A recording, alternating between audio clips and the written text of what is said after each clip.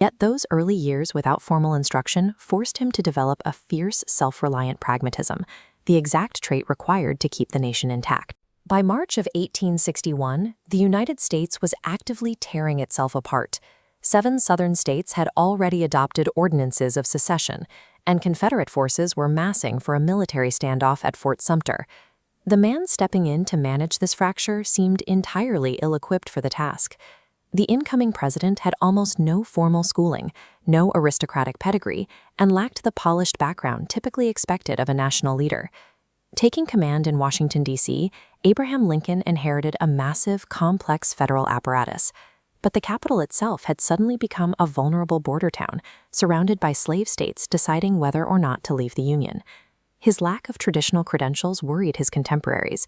Yet those early years without formal instruction forced him to develop a fierce, self-reliant pragmatism, the exact trait required to keep the nation intact. Lincoln grew up in extreme physical poverty.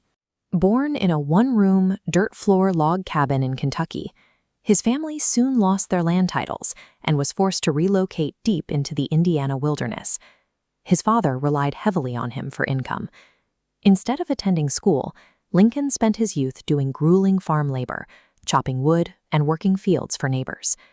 Across his entire childhood, he received less than 12 months of formal education from traveling teachers. Without an institution to guide him, he read voraciously. When he decided to pursue a legal career, he didn't study in an established attorney's office.